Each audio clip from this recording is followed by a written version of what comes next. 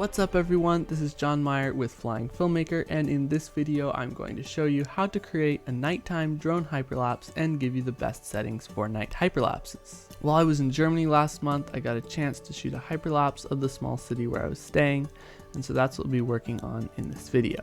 Now you'll want to do this near a town or city with plenty of lights and ideally some fairly busy roads because most drones can't get a bright enough image without artificial light. So the basic idea is to create a time lapse while the drone is moving and use long exposures to capture clean shots in low light.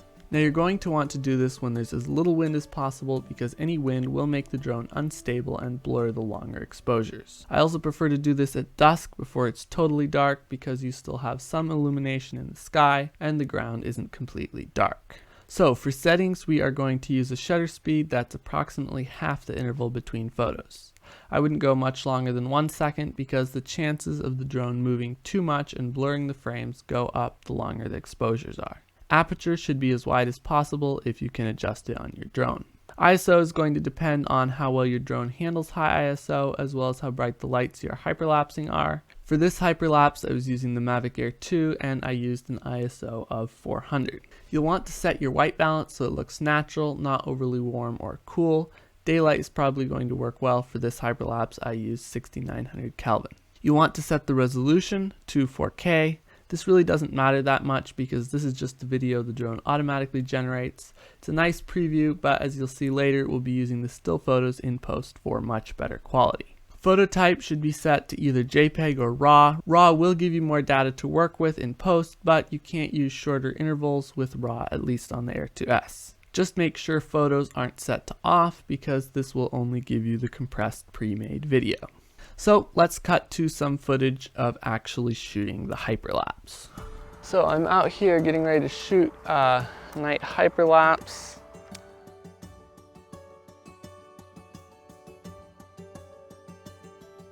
Okay, so first of all, we're going to switch to hyperlapse and then we'll go to waypoints. And I'm setting my exposure ISO 400 and 1 second exposures to give us some nice motion blur, nice natural motion blur, and capture as much detail as possible. And I'm not using ND filters because we want to capture as much light as possible. So this is where I want my hyperlapse to end. So I'm going to compose the end point of my hyperlapse and then hit set waypoint.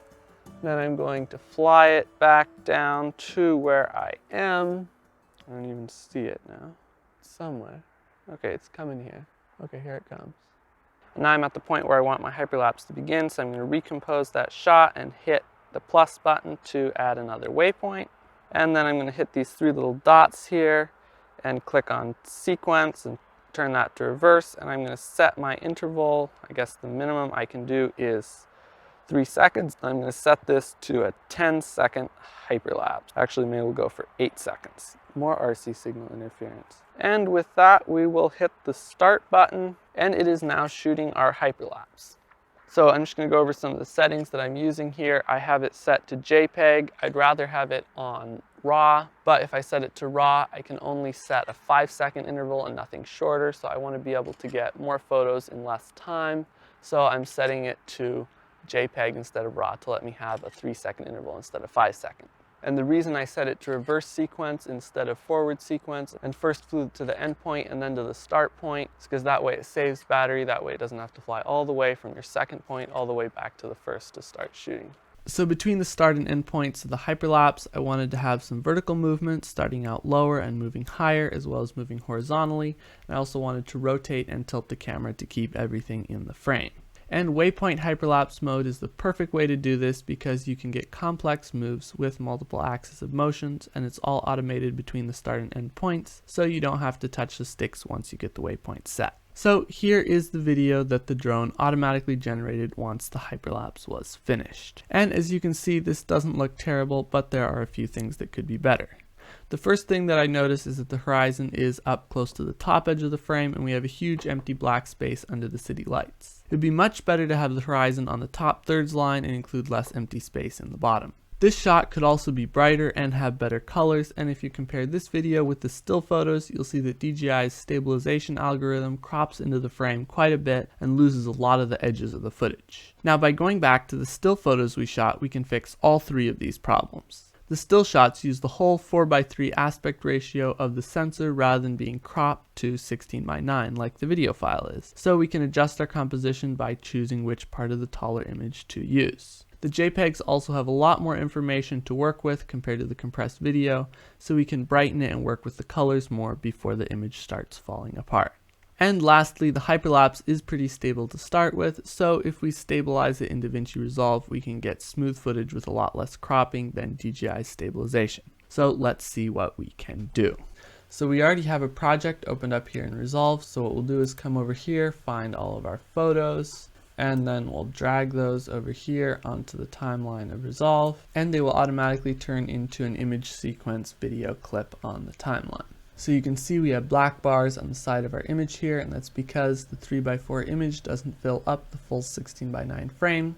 So what we'll do is go up here to our inspector and then go to our transform tools and zoom in until that fills up the whole 16:9 frame. So then to change where our horizon is, we'll just grab the y-axis here and drag it until it looks about right. Now we still do have quite a bit of black space down here on the bottom, but there is a road in there, and we are actually going to bring some detail out of it once we get to color grading it. So now if we watch this clip back, you can see that it is kind of shaky. So the next thing we'll do is go down here to stabilization, and we'll just click stabilize. And once it's done, we'll watch it back again and see how it looks. And as you can see, the default settings got that nice and smooth without any stabilization artifacts. And if we compare this with the clip straight out of the drone, you can see that the DJI stabilization cropped in way more than is necessary and is throwing away a lot of the edges of the image unnecessarily. So now that our clip is nice and stable, the next thing that we'll do is to jump over into the color window. Now I've already color graded this Hyperlapse, so instead of reinventing the wheel and color grading it over again, I'm just going to go through each node and show you what I've done. So starting with the first node, you can see I've brightened this a lot. I've mainly done that through a curves adjustment, and I've also boosted the shadows up a bit and turned the highlights down to recover some of the detail in the bright lights. Now moving on to the next two nodes, these are preset that I've created kind of based on the color grading of the night shots in TimeLab Pro's Istanbul video. I really liked what they did in that video, so I used the color grading tools in Resolve to create a look that is somewhat similar to that. And if you'd like to be able to use this preset on your footage, you can find a link to download it both as a power grade for Davinci Resolve and as a lot that will work in any video editor down in the description of this video.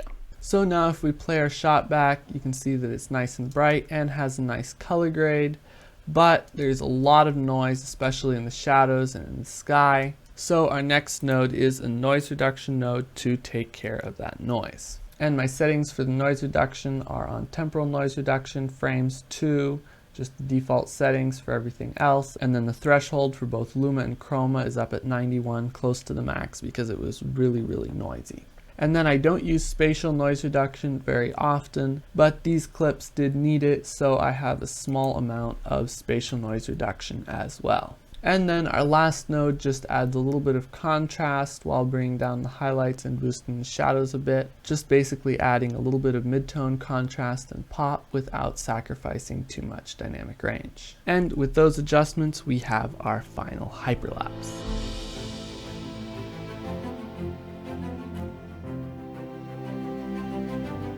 So that is how I create nighttime hyperlapses. If this video has been helpful to you, you can give it a thumbs up and subscribe to the channel for more content just like this. And you can check out the link in the description to learn even more about how to shoot, edit, and color grade cinematic drone video. And if you have any questions, feel free to let me know in the comments below, and we'll see you in the next video.